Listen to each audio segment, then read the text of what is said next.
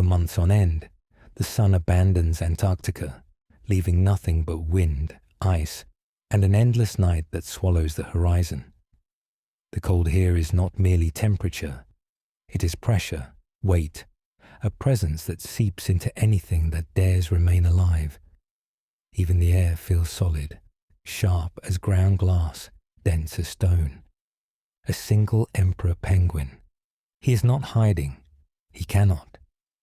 There is no shelter here, no rock outcrop, no ridge, no shelter from the cold, the wind, or the dark. He stands in a world that gives nothing back, but he carries the future, balanced carefully. On the tops of his feet is a single egg, round, fragile, and smooth against the rough scaled skin of his ankles. He holds it there, tucked tight beneath a fold of warm belly feathers. Should he shift wrong, stumble, or lose his balance for even a moment, the egg will touch the ice. And in this world, contact with the ice is death. The cold will enter instantly, and life will end before the egg even has time to cool. He has not eaten in weeks. He has not seen the sun in longer. The penguin's eyes stay half closed against the slicing wind. Icy crystals form along the feathers of his face and eyelids. The blizzard punishes everything exposed: vision, hearing, instinct, hope. But he does not leave. He will not leave. Around him, hundreds of other males stand shoulder to shoulder, beaks tucked into their chests, forming a huddle that looks almost like a single ripple of black feathers on an endless plain. They do not huddle for warmth. There is no warmth here. They huddle to lose less heat than the world steals from them. There is a rhythm to it, slow, subtle, almost imperceptible. Penguins from the outer edge of the huddle force themselves inward. Penguins in the center step outward. They move as a collective, without words or thought, exchanging sacrifice for relief. No penguin remains in the center too long. No penguin remains on the edge alone. In the dark, each male guards an unborn chick. The mothers are miles away, far across frozen sea ice, hunting in waters black as oil. While the males starve, the females dive into water so cold it threatens to crystallize the blood that runs through their veins. Life survives here not because the world permits it, but because it refuses to give up. A gust of wind hits the huddle like a wave hitting a cliff. The penguins on the outside tighten their bodies, pushing back. The gale bites at the exposed feathers on their cheeks, and the ice forms faster. The cold penetrates layer after layer of down, as though searching for the smallest weakness. The male we follow, if he remembers hunger, he does not show it. He remembers only the egg. There is no reward for endurance, no audience, no mercy, just one purpose. The egg shifts slightly as he adjusts his balance. His claws curl on instinct, forming a cradle. A tremor runs through his body, not from fear, but because even motion wastes energy he does not have. His belly tightens over the egg, sealing warmth inside. The temperature drops again. -60, -70. The cold is so deep it no longer feels cold. It feels like the absence of sensation, the edge of a void. The wind screams across the ice shelf and the world becomes sound. Then silence, a lull. The male opens his eyes. Soft flakes fall, not flakes but crystals, airborne shards of driven snow. They catch whatever scattered light can be found in the night sky and sparkle, not like stars, but like falling glass. Somewhere above, clouds shift, and for the briefest moment, moonlight touches the ice. The penguin's breath becomes a ribbon of silver mist. He exhales slowly. He endures. He waits. Far beneath the ice, Under hundreds of meters of solid frozen ocean, another world lives untouched by the storm. Down below, where the sea is black and still, the icefish glides. Its body is ghostly pale, a soft milk white, almost translucent. The blood that runs through its veins is not red. It is clear. In every other vertebrate on Earth, oxygen is carried by hemoglobin, turning blood the color of iron. But in this world, hemoglobin would thicken and freeze, so evolution removed it. The icefish survives with blood like water. Cold does not slow it. Cold sustains it.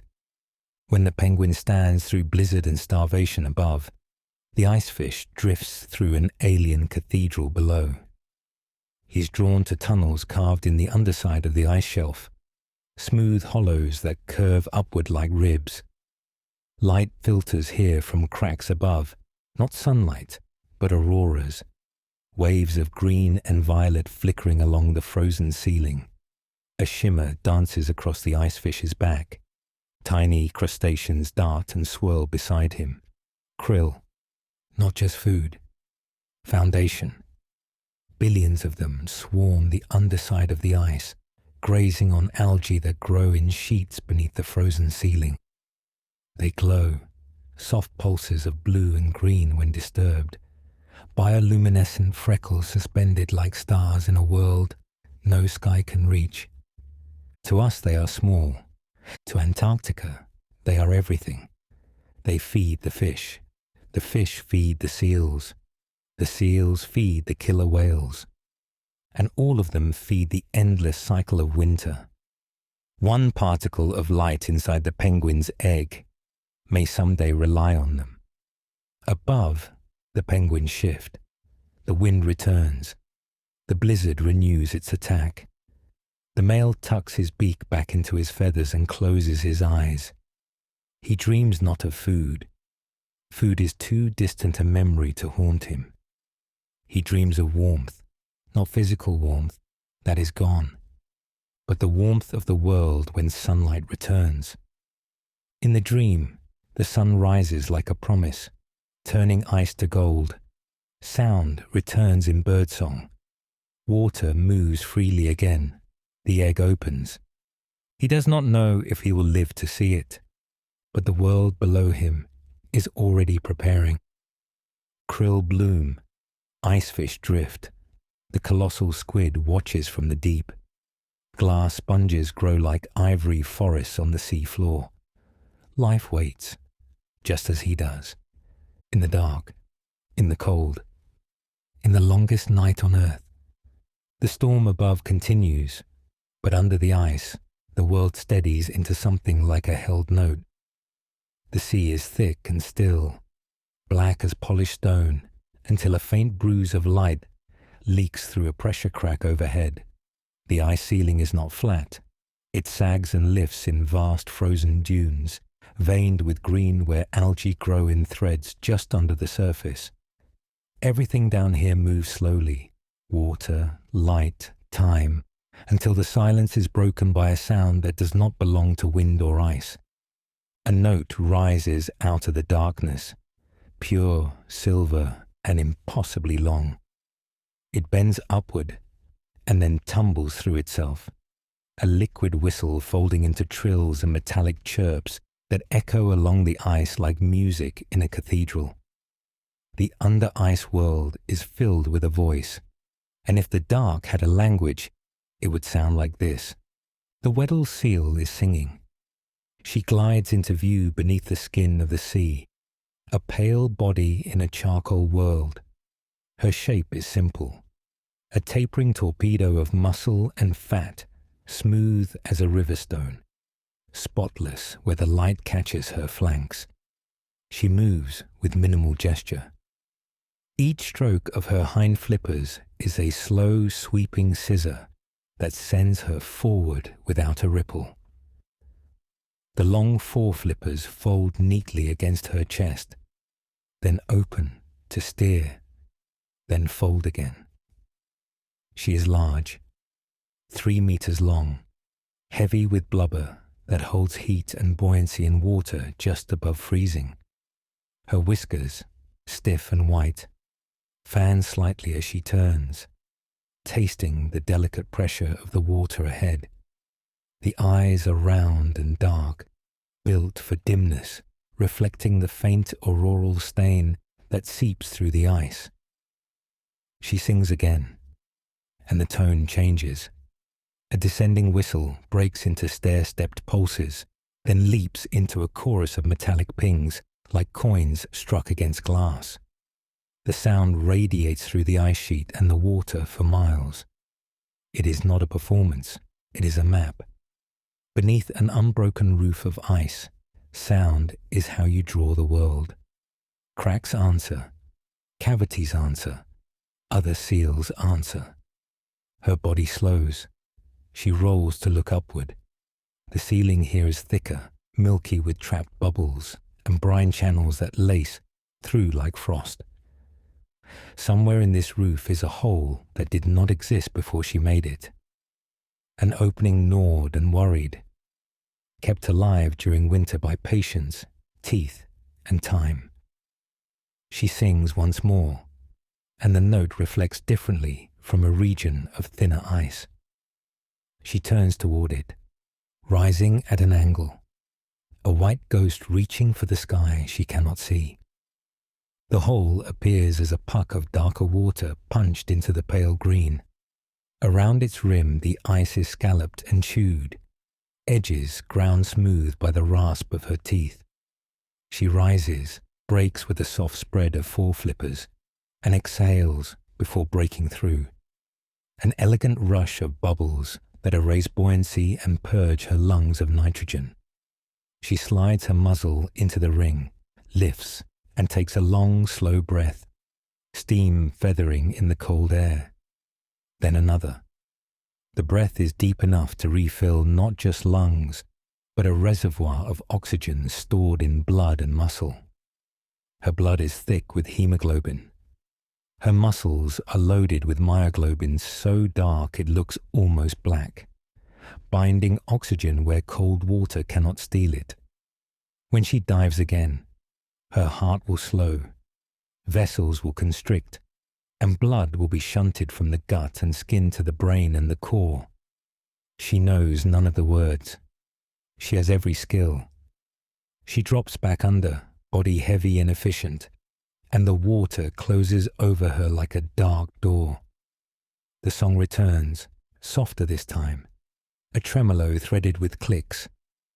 The hole is a privilege she must defend from winter. Teeth are tools here. Weddell's seals grind their incisors against ice to keep holes open when the ocean locks. The price is enamel. Old seals have teeth worn down to nubs, winter filed into them. But without a breathing hole, a winter seal dies. She patrols it like a hearth. She slips along the underside of the ice shelf, tracing the contour of a ridge where algae feed the krill. A silver snow of life drifts up from below, copepods and amphipods, 1,000 small bodies turning together and apart. She is not hunting krill. She is listening. Under ice, this vast pressure distortions matter more than shadows.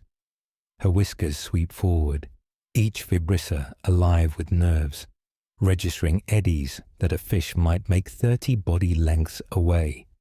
A distant crack pops, a sound like a tree splitting. The ice shifts its weight and settles, and she banks gracefully to avoid a jagged fin of ice that descends like a stalactite from the roof. Her next call is loud and simple, a bright tone that warbles at the end. Somewhere out in the dark, a second voice answers, lower, slower, then a third, barely audible, a pulse more felt than heard. Weddell's seals make an orchestra beneath the ice all winter. Whistles, chirps, whoops, long descending moans that stretch beyond human hearing. The ice amplifies and carries their messages. In the long night, sound is society. She descends, letting her flippers rest against her sides, trusting momentum and cold water to cradle her. 50 meters, 100. The sea deepens into something almost metallic. Light is a memory, and even memory is thin. She holds still, and the world keeps moving. Her chest is quiet. The heart slows. 40 beats, 20, 12. Each one a measured release of oxygen through a body that has learned to stretch breath into time. She can remain below for more than an hour if she must, gliding between holes invisible from above, visiting each in turn to draw another ribbon of air. She hovers now in open water, and the sound around her changes not in volume, but in shape. Far ahead, a complicated noise grows. Rushing, then hush, rushing, then hush, the rolling, distant breath of pressure being forced through a narrowing. She knows this language. Somewhere, the ice made a long, tight tunnel. Somewhere currents comb through. Tunnels are dangerous. They become traps when predators wait. She feels the thrum of power in her chest and circles wide, choosing instead a corridor where the roof is lower and the walls are green with hair-like algae. Here, the ceiling is a garden. Krill graze these mats in gentle clouds, and little fishes, ice gobies, silver smelt, thread through in quiet flickers. She stops singing, and the world grows closer. A faint hiss against the roof. Small bubbles seek higher pockets, tracing ridges. A scatter of krill break and reform around her nose. She listens for the single wrong sound. A too smooth pressure wave. A movement that does not match current. Leopard seals hunt these passages. Orcas patrol cracks. Even under ice that no predator can break, there is no absolute shelter. Her whiskers flare. Something large moves far behind her, a slow displacement like a door closing. She tilts and drifts upward toward a shallow dome where her hole lies just beyond. The physics of the roof becomes a guide.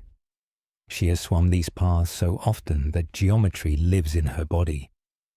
Here the ceiling sags, there it lifts. Here a ledge, here a comb of brine needles where salt has seeped down and refrozen into transparent spines. She threads through without touching. She surfaces again at her ring and breathes. First in long, measured drafts, then in smaller sips, recalculating the ledger of oxygen and time. Somewhere to the east, another seal song breaks into a descending ladder and stops abruptly. Silence that follows is not empty. It is a held breath. She listens for the telltale ripple of panic, hears none, and drops again, letting herself slide down the green light into the black below. Hunger moves her now, a steady, sensible push rather than urgency.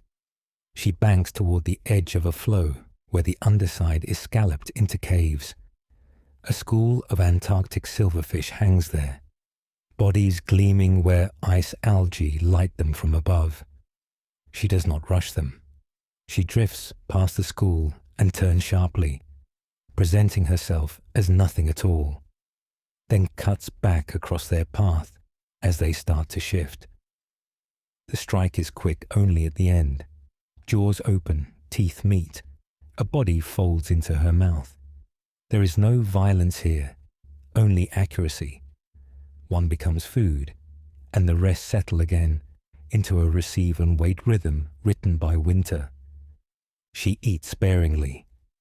A Weddell seal can stay at sea and feed through winter, but many of these females will later haul out on the fast ice in spring and give birth to a pup whose first world is blue light through snow and the echo of a mother's song. Pups learn breath before speech. They learn the look and feel of a breathing hole, the taste of fresh air, the geometry of the ceiling that separates them from predators and storms. For now, this female keeps her ledger balanced. Energy in, heat conserved, holes maintained, songs sent. She turns toward a different corridor, deeper, colder, where the ice roof thickens and hardens. Here the light disappears entirely, and even her pupils widen to black discs that gather nothing. She calls into the void, a long, low note that slides almost out of human hearing, and listens to how it returns. A soft, rounded echo means a basin. A thin, ringing echo means a tight cave. A flattened, hollow echo means a tunnel where air may collect. An upside-down beach where breath waits if she can find a way up.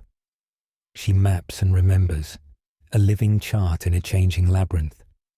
Her next dive is longer. 10 minutes pass, then 20. Her body shifts into the deep dive economy that SEALs invented. The spleen, a reservoir of oxygenated red blood cells, contracts to boost the blood. Peripheral circulation shrinks to almost nothing. Digestion pauses. The brain's electrical tempo slows to a low winter hum. She is not asleep. She is precise. Every second is a planned expenditure. The under-ice world answers her with small lives. Copepods tumble in spirals. Ctenophores drift, their comb rows beating microscopic rainbows into the blue-green gloom. A jelly bell pulses with the delicacy of a heartbeat. Far below, the glass sponges sit like chimneys on the seafloor, skeletal frames laid down by years and decades, filtering whatever passes, the patient architecture of a frozen sea that still somehow keeps moving. When at last she rises to her hole again and breathes, the storm above seems to have thickened. The sound entering the ring is a blunt roar, the cold so total that ice begins to gather on her whiskers before she lowers them back into the water. She takes a moment to chew gently at the edge of the hole, scraping away a thin film the wind has hardened. Her teeth click against ice. She grinds, pauses, grinds again. This is maintenance, not hunger. Holes close. She keeps them open. The enamel shortens by seasons, but the hole remains. An inheritance passed to her future self, and to the pup she may teach here when the sun returns. She slips under once more and sets her body to drifting along a lead, a long crack where the ocean breathes in strips. The ceiling here is thinner, light leaking through in green bars that move as the ice flexes. She sings a final phrase, high and clean, notes stepping down one after the other like a ladder lowered into dark. Somewhere a male answers with a call like an alien bell, and their voices braid for a moment, two bright threads twisted together in the massive silence. Above them, on the ice, the emperor penguin still stands, egg balanced against skin. Wind claws at his back, and the huddle closes a notch tighter. In the dark below, the seal swims between her rings of safety, music in her chest, and oxygen banked in muscle. Both lives measure time by endurance. Both are written in the arithmetic of cold. Between them, the continent persists.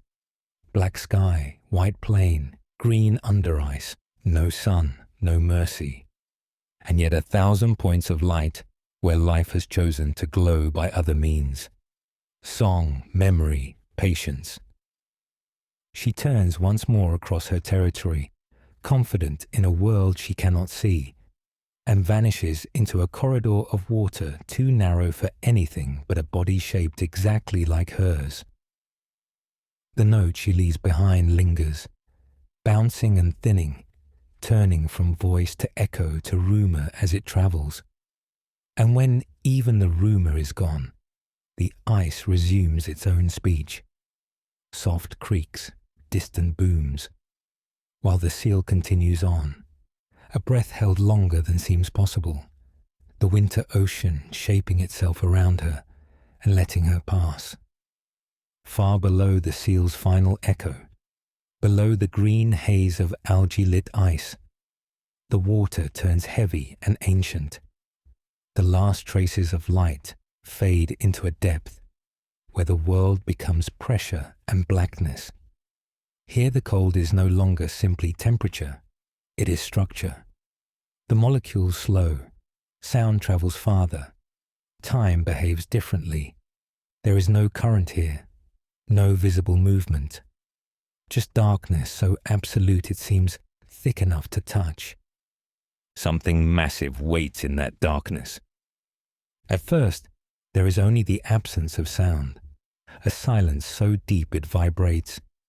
Then, a disturbance enters the water, faint, rhythmic, a pattern too slow and too deliberate to be movement from fish or seal or flow.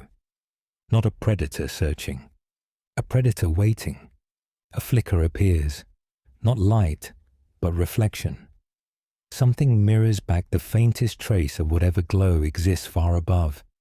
We can't see form, only the suggestion of a surface moving without sound. A shape rises from the dark, not swimming, not gliding, emerging. Two long arms materialize first, pale ribbons, thicker than a man's wrist, tapering into distance. They do not reach, they hover. Then a tentacle drifts into view, then another, their movements impossibly slow. Along their lengths are hooks, not suction cups with teeth, but rotating hooks that catch and hold.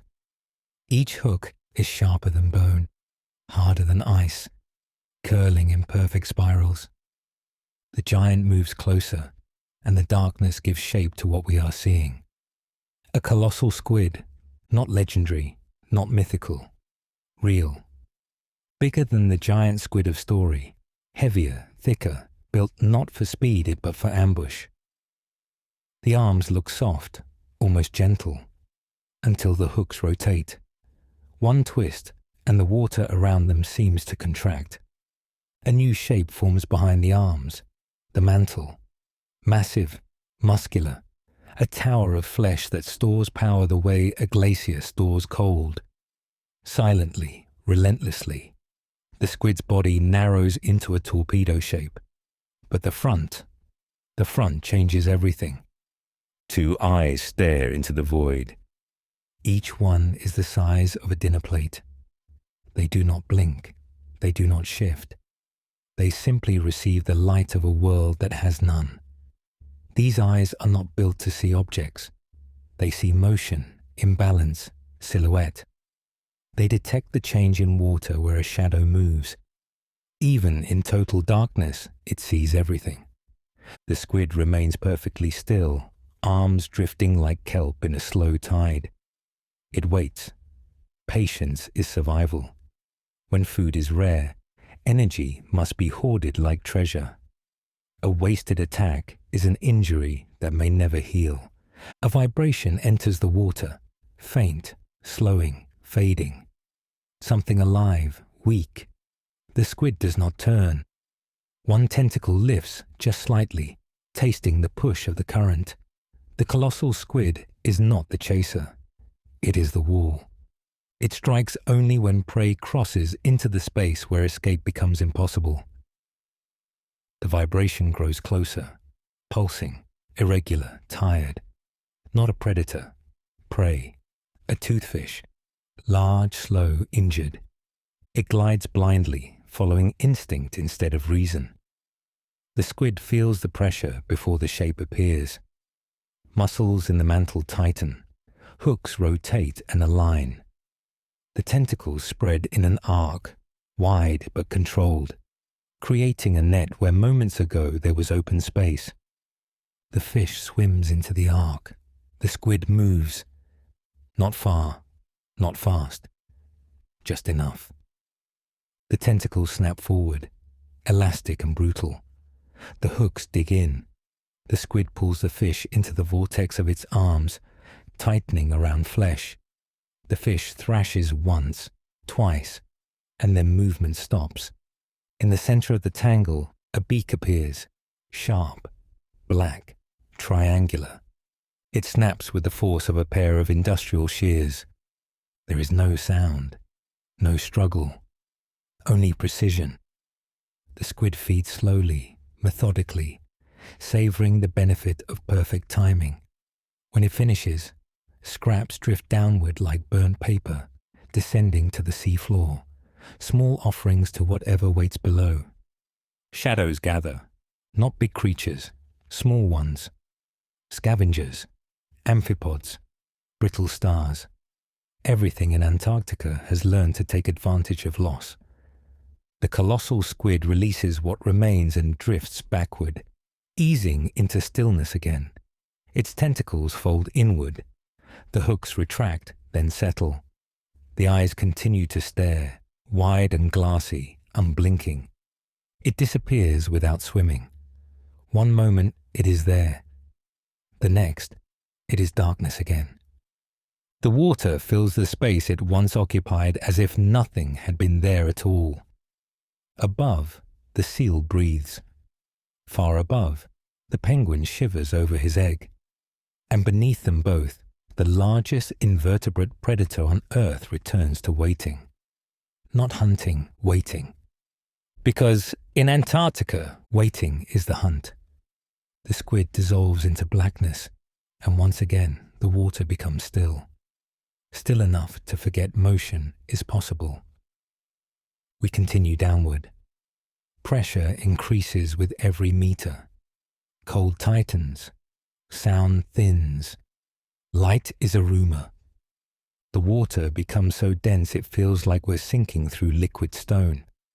There is no up or down, only directionless descent. And then, far beneath where any penguin dives, below even the squid's hunting ground, the world reveals something unexpected. Shapes appear. Not creatures, not movement. Shapes. They rise from the sea floor like tombstones. Pale, silent, waiting. As we get closer, the shapes multiply. Hundreds, thousands, stretching into the dark like a frozen forest. They are not plants. They are not rock. They are alive. Glass sponges, delicate structures, branching towers and lattices so thin they seem impossible. Their bodies are made from silica, the raw ingredient of glass. They build skeletons from the minerals dissolved in seawater, weaving them into ornate patterns, spirals, fluted chimneys, arches. Each one grows slowly, unimaginably slowly, 1 millimeter a year. A life measured not in seasons, not in decades, but in centuries. The tallest among them may have been here when humans still believed the world was flat. The sponges stand like a city of porcelain cathedrals, and the water around them glows faintly with drifting snow. The remains of things that lived and died, fragments of the world falling from above. Marine snow. Everything that sinks eventually returns to the earth. The glass sponge opens a lattice-like mouth to the current, inhaling whatever the sea gives them. Bacteria, particles, dust of life. Inside their bodies, channels filter water with absolute efficiency. A glass sponge filters thousands of liters a day, quietly cleaning the ocean in the dark. They never move. They never chase. They are patient beyond understanding. And yet, look closer. Inside the framework of silica, life thrives. Tiny fish weave between sponge towers. Crustaceans cling to their sides. Larvae shelter in the hollows, protected from predators that cannot reach them here. The glass sponge forest is a nursery, but not a safe one. Something stirs. Tiny shadows shift along the sand. A line of brittle stars crawls through the maze of glass, their arms curling and uncurling in slow, eerie coordination. They climb over the base of a sponge tower, feeding on whatever drifts down its sides. Farther along the forest floor, something darker moves. A sea spider as large as a human hand, legs impossibly thin, body a small bead suspended like a puppet between 8 spindles. It walks over the sponges delicately, tapping with needle-like legs. Its heart is not even in its body. It is inside its legs, pumping blood to the very tips. Strangeness here is casual. A pale fish hangs motionless near one of the sponges. It has no pigment, no color to lose. The blood inside its veins is clear, pure and cold. Icefish. It drifts in silence, fins barely twitching, letting the forest walls guide the water around it.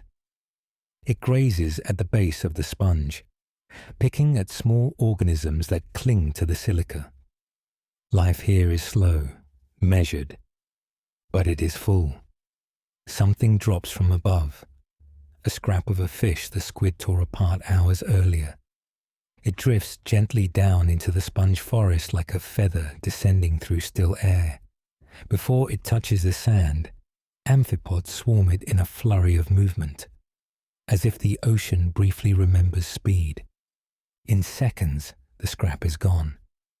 The ocean returns to quiet. This place is too calm, too still, too perfect. Perfect things attract change. A deep tremor pulses through the water, a sound not heard but felt, a low vibration that rolls along the sea floor like thunder traveling through stone. Sediment stirs. The glass sponges sway just slightly, and the entire forest seems to breathe. In the distance, something large approaches, slow, heavy, purposeful. A shadow kneels over the sea floor. Not a predator. Not a hunter, a Weddell seal. She has surfaced from the labyrinth under the ice and descended here, deeper than she needs to hunt, deeper than most seals ever choose to go. Perhaps she is exploring. Perhaps she is simply following memory. But as her presence fills the space, the creatures of the forest react, not with fear, but with acknowledgement, like a wind passing through trees. She swims between sponge towers, careful not to touch them, not because she cannot break them, but because she chooses not to. Her body trails bubbles that rise slowly, spiraling upward. They catch on the sponge's glassy edges, then slip free. For a moment, she hovers, suspended, weightless between centuries of growth and an infinity of water. She closes her eyes. Her heartbeat slows. The world around her is older than memory, older than ice, older than winter itself. Then she turns and rises. Her body disappears into darkness, and the glass sponge forest remains where it has always been, unmoving, unhurried, existing at the speed of time. Nothing about these organisms is loud. Nothing about them is obvious. But when all faster things burn out, when predators die, when storms end, when ice retreats, the sponges will still be here, growing, breathing, waiting. In a world where everything fights to stay alive, the glass sponge thrives by doing the opposite. It endures, it listens, it outlasts.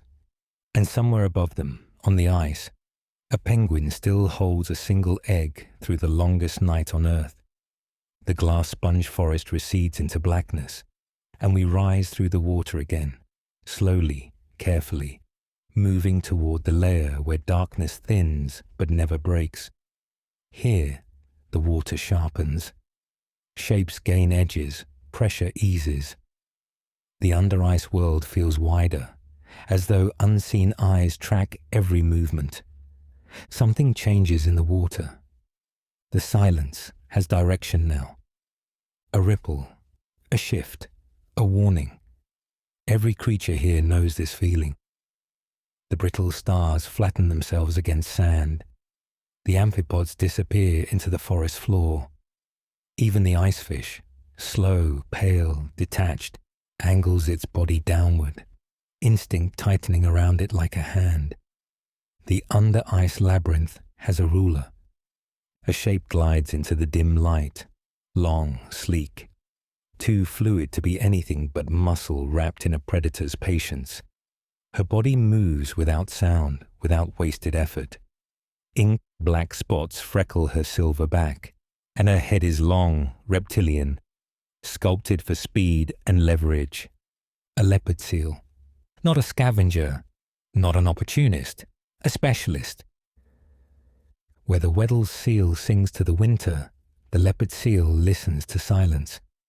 Her movement is precise, her confidence absolute. She is built from contradictions, flexibility wrapped around rigid jaws, grace paired with brutality, intelligence woven into instinct. Her face looks almost calm until she opens her mouth. Rows of interlocking teeth reveal a design that does not kill by crushing, but by sieving. Each tooth is shaped like the tines of a comb. She can bite a penguin in half, or filter krill from the water like a whale. Versatility is her advantage. Sudden violence is her strategy. She moves closer to the ceiling of ice, trailing the shadow of the world above. The roof here is thinner, lined with smooth tunnels carved by the breath of the Weddell seal. But she is not interested in air. She is interested in opportunity. Her head swivels, slow and robotic, nostrils closed, whiskers forward, reading pressure changes like braille. Every tiny vibration, every distant fin flick, becomes a location in her mind. She feels something. Not in sight, but close. She turns, body stiffening into alignment. The water thickens with tension. We know what she senses before we see it. A faint cluster of shapes far out in the dimness, moving as a unit. Penguins. They enter the water in tight formation. Torpedoes of black and white, built for speed, not stealth.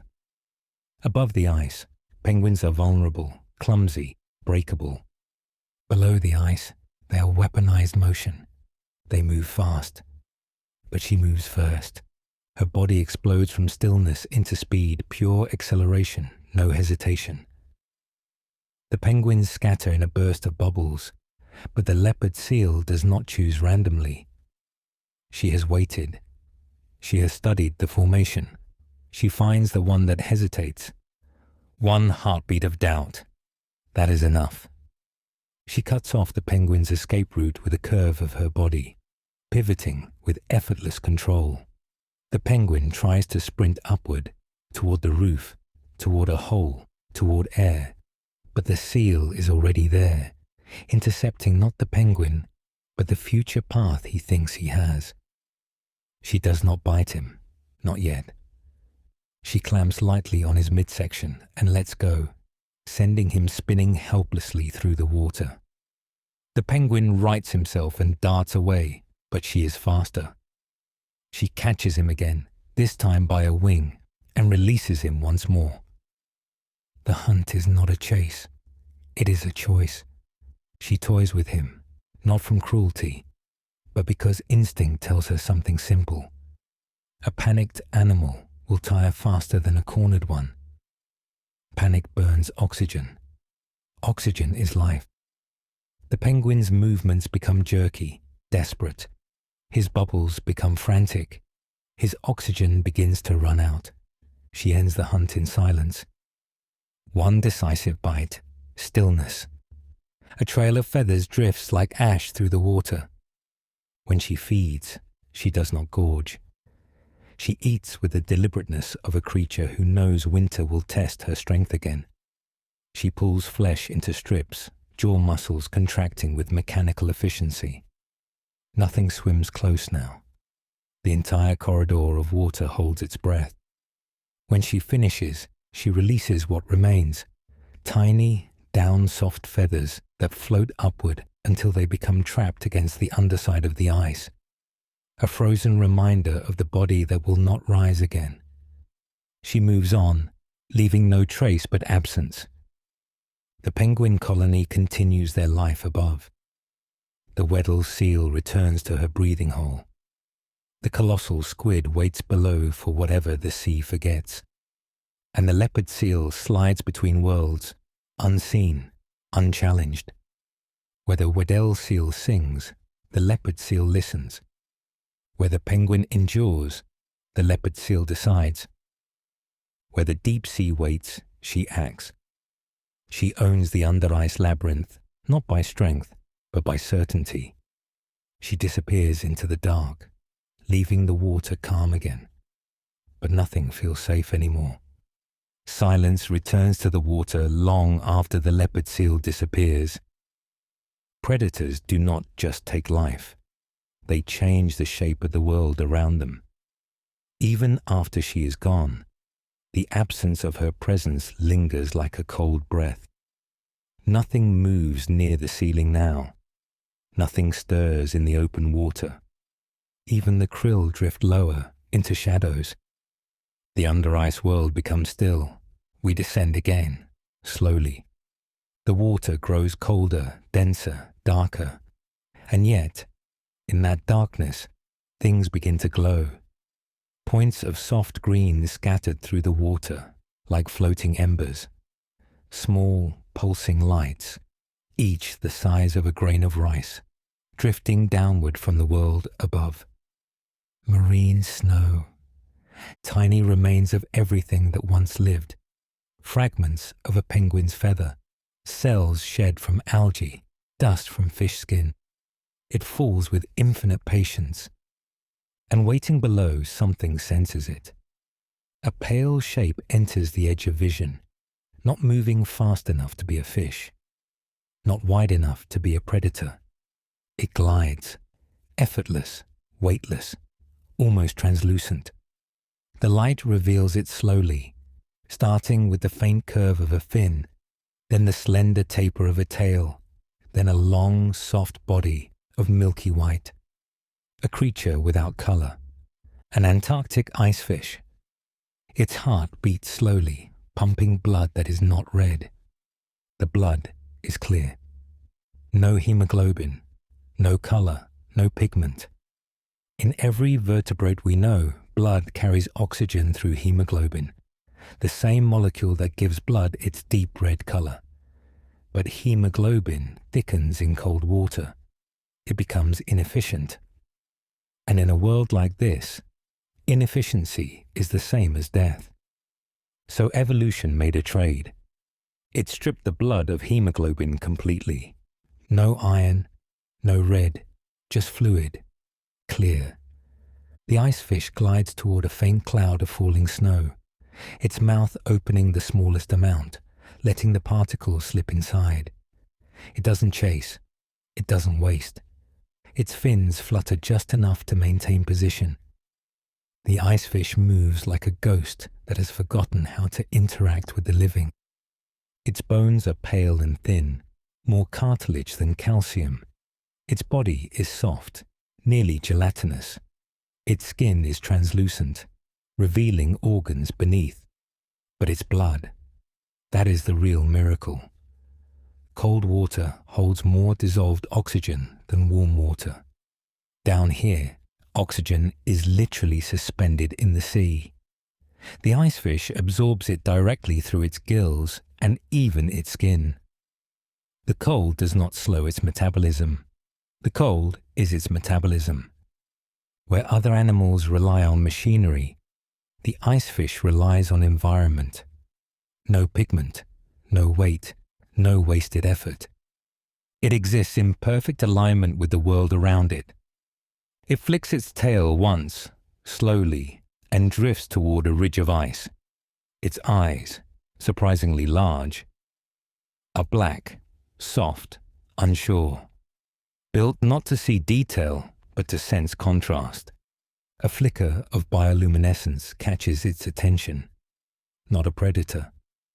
Krill, glowing, drifting, unaware. The icefish angles its mouth toward them and inhales water. No lunge, no chase, just trust. Krill funnel into its mouth, and the icefish seals its jaws. The current does the work, feeding without movement, breathing without hemoglobin, living without color. Its heart beats slower than any fish its size should survive with, but survive it does.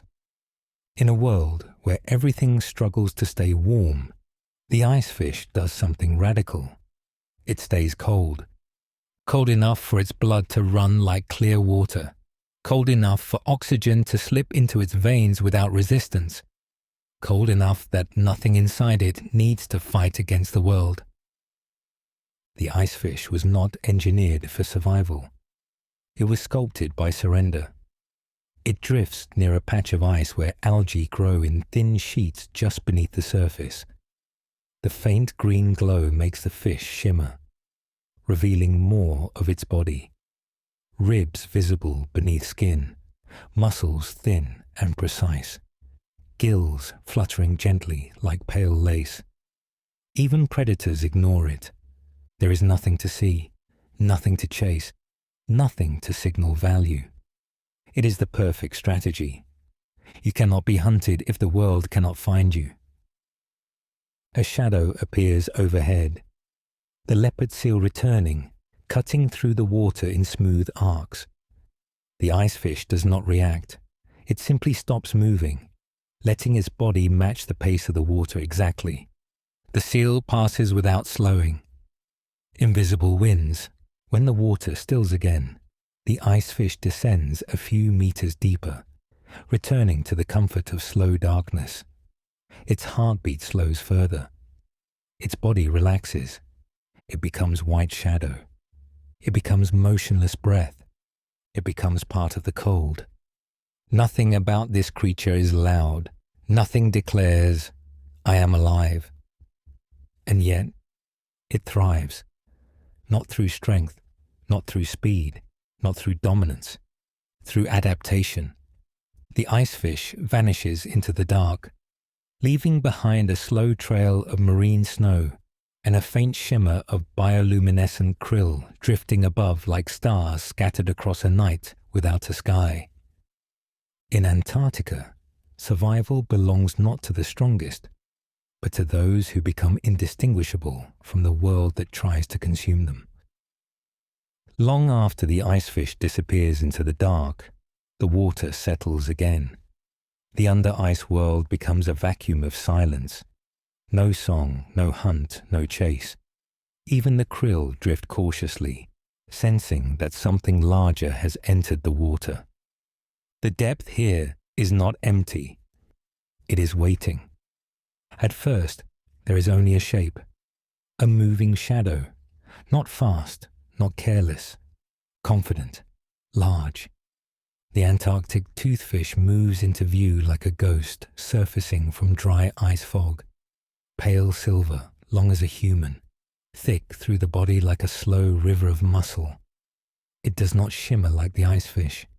It does not vanish into stillness. Every part of it is visible, undeniable. It does not need to hide.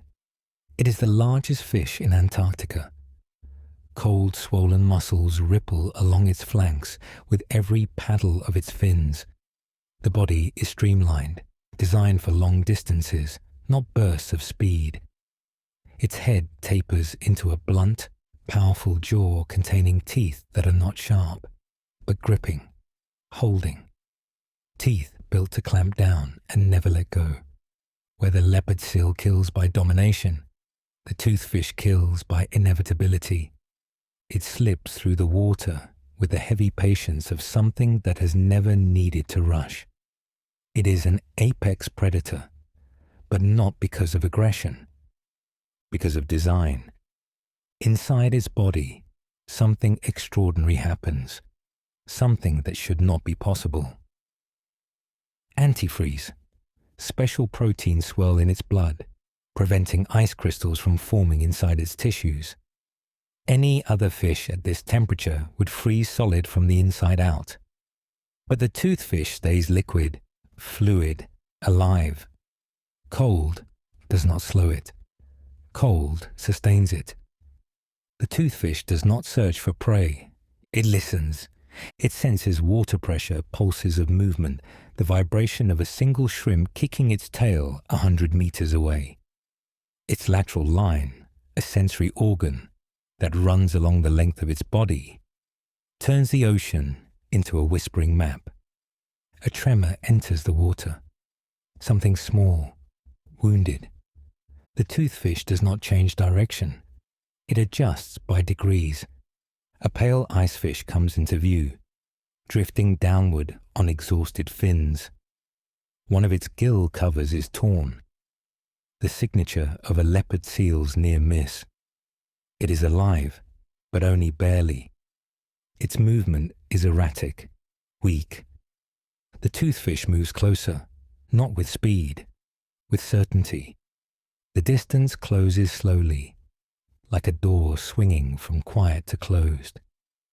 The icefish senses something, a pressure arc, a change in current, and tries to veer off. But the toothfish anticipates the turn before it happens. This is not a chase. This is geometry. The icefish darts left. The toothfish shifts right. The icefish dives. The toothfish descends. It does not accelerate. It simply stops giving space. Like the ocean itself is shrinking. The icefish tires quickly. Oxygen is low. The cold that preserved its life has now become a weight, dragging it downward. It flutters, then drifts, gills pumping too fast. The toothfish opens its mouth. Not wide, just enough. The water rushes in, carrying the icefish with it. There is no struggle, no violence, just a final surrender. The toothfish closes its jaws gently. The icefish vanishes into darkness. A few scales hang briefly in the water before spiraling down like flecks of silver snow. The toothfish moves on. It does not celebrate. It does not linger. Predation is not cruelty here. It is physics. Life feeding life. Far above, the leopard seal sleeps at her breathing hole. Deeper below, the colossal squid waits near the sponge forest. The toothfish glides through the water column as if carved from the same ice that shapes the continent. Slow, pale, deliberate. Every motion calculated to conserve energy. Every decision filtered through a single truth. In Antarctica, the animal that wastes nothing survives the longest. The fish pauses, angling its body toward a distant vibration. Not food, a storm. The pressure changes. Sound enters the water like thunder. Above the ice, the wind is rising again. The emperor penguin tightens his body around the egg. Snow swallows the world. But down here, the world remains unchanged. Silent, cold, endless. The toothfish continues into darker water until even its pale body disappears. Only the antifreeze keeps moving. Only the cold keeps it alive. No witness, no trace. Just a presence that moves through the deep like winter-given flesh. The cold deep loosens its grip as we rise again, moving toward a place where the water thins and expands. The darkness shifts from black to a softer blue, as if color is returning molecule by molecule. Every meter upward changes the feeling of the world. Pressure easing, sound widening, space revealing its texture. Then something appears. Not movement. Light. At first, it is subtle, a scattering of points, faint as embers fading in the dark. We drift closer, and the faint lights become brighter, revealing motion. Tiny bodies pulse with flashes of blue-green light that streak and swirl through the water. More appear. Hundreds, thousands, millions. A krill swarm. Bioluminescent bodies, each barely longer than a fingernail, glowing from within. Their transparency refracts the light, turning the entire water column into a slow-motion aurora, not above, but below. We are inside a sky, Every pulse is a spark. Every spark is a signal. To us, it is beauty. To them, it is survival. The swarm moves as one organism, not individuals, but a flowing tapestry. Each krill beats its tiny swimming legs in harmony, forming a shape that breathes. Up close, their bodies are nearly invisible. Only their light betrays them. A single krill pulses brighter. A predator approaches. The signal spreads like a wave. One flashes, then another, then 1,000, a ripple of warning rolling outward through the swarm. The krill tighten their formation. The lights strengthen.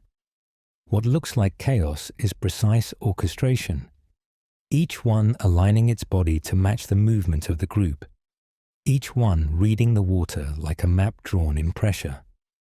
In absolute darkness, communication must be visible. The lights fade. The danger passes. The swarm exhales into space again. Krill are the foundations of Antarctica, more abundant than stars in the visible universe, more essential to life here than sunlight itself. They feed on algae grown under the ice, turning cold green light into motion, and everything feeds on them. Penguins, seals, toothfish. Even the colossal squid passes through their fields, letting a few scatter into the orbit of its drifting arms. When predators strike the swarm, the ocean responds. Krill flash brighter. Chaos becomes shield. Predators hesitate. Light means attention. The swarm reforms. Balance returns. A single krill catches the glow of distant green algae and rises toward it, lifting through thousands of bodies that weave around it without collision. Its stomach fills with light, algae pigments turning into life. That life will become energy. Energy will become movement. Movement will become survival for something far larger. Energy is passed upward, over and over. From algae to krill, to fish, to seal, to whale, to the future. A penguin egg waits miles above, under the cold shadow of a storm. In that egg is a heartbeat. In that heartbeat is a life. And that life will someday feed on these krill. The light of this underwater sky becoming muscle and strength and flight through water. Under the ice, light is not decoration. Light is inheritance. The swarm thickens as it approaches the ceiling. The ice above glows faint green, fed by algae growing in thin sheets. Krill scrape the algae with their feathered limbs, eating in tiny, constant motions. Their bodies glow brighter for a moment, bioluminescence triggered by movement, and the ceiling becomes a galaxy. We look up. For the first time, the underside of the world resembles the night sky. A sheet of stars stretches across the ice, not fixed like constellations, but beating like a heart. Krill swarm densely, their bodies layering into rivers of light that twist and separate, forming spirals of movement that play on the ice above. The glow reflects in the dark water below, creating a mirror galaxy, a universe above and a universe below. We float between them. A penguin will one day leap through these lights. A seal will glide through them without breaking the pattern. A whale will open its great mouth and move slow, consuming not just bodies, but sunlight turned into motion. In Antarctica, light does not travel from the sky to the sea. Light is grown here. An entire ecosystem glows because the world above has chosen darkness. The krill pulse again, a wave, gentle and synchronized. The water around them fills with a soft humming energy, like a breath drawn in by something older than time itself. The swarm thickens, narrows, aligns. They know something. The pressure changes. The ceiling thins. Distant light, real light, slips through cracks in the ice. A faint gold thread appears. The krill react first, the way leaves turn toward the sun days before humans notice a change in season. They rise with purpose, gathering near the ceiling. The world begins to brighten. Human eyes cannot see it yet, but Antarctica can feel it. The longest night in the world is ending. Something in the dark shifts. Not in the water, not in the ice, but in the air above it. The wind still screams across the endless white plateau, carving ridges into the snow and reshaping the land grain by grain. The world is still black, still merciless, still colder than anything life should be able to endure.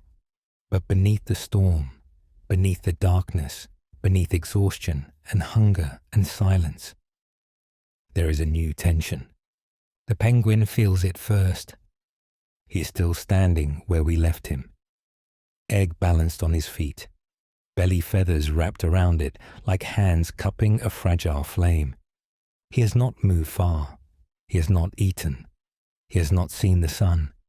His body has shivered so long his muscles no longer decide to shake. They simply do. He is thinner now. The storm lashes ice into his face, embedding frozen grit into the feathers around his eyes, crusting his chest in frost. He shifts his weight, carefully, carefully, shifting the egg a fraction closer to his warmth. He does not know how long it has been. He knows only this. If he rests, the egg will die. If he leaves, the egg will freeze. His life is no longer his own. Behind him, the colony moves as a single organism. A living wall of bodies pressing together, rotating in slow patterns that no one leads and no one questions. Penguins on the outside move inward. Penguins in the center move out. They take turns being miserable. They take turns being sheltered. Endurance is shared. Misery is shared. Hope is shared. The wind rises again, louder, sharper, and the temperature drops to where breath freezes on feathers like crystallized smoke. The penguin closes his eyes and lowers his head. His heart slows to save energy. His body is failing.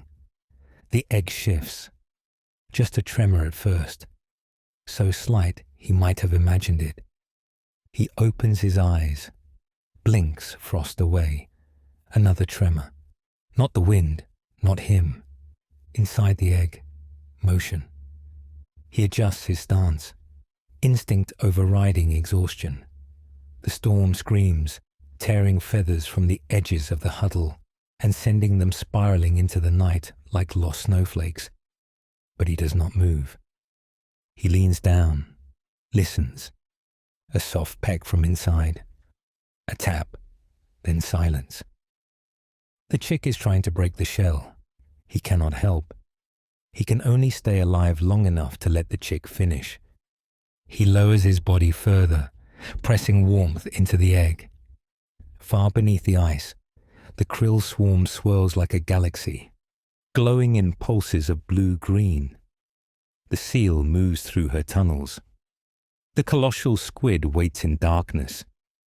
The toothfish glides through water colder than breath. Everything survives by waiting. On the ice, the penguin waits too. Hours pass. The wind slows. Not stops, just softens. The black sky begins to change, not with brightness, but with gradient. A faint silver curve along the horizon, so subtle it could be imagination. But the penguin sees it. All of them do. They turn toward it. Not because they think it is light, but because they remember light. The sky brightens a fraction more. Then, a crack splits the egg. A beak emerges, tiny and sharp, pushing weakly at the opening. The penguin shakes with effort, but steadies himself, keeping the egg balanced through instinct, deeper than fear. Snow settles in his feathers. He does not notice. The chick breaks free one tiny piece of shell at a time, movements clumsy, weak, unstoppable. When at last the opening is wide enough, the chick's head slips through, a small, damp face with closed eyes and the softest grey down. The first breath of the chick fogs in the cold. A new life, born into darkness, born into cold, born into endurance. The father lowers his beak and touches the chick's head, a gesture gentle enough to break the world. The chick trembles. The father makes a soft sound, not a song, not a call, just a vibration of breath meant only for the chick. The huddle shifts around them, creating a wall against the wind. The sky brightens again. Not sunrise yet, but promise.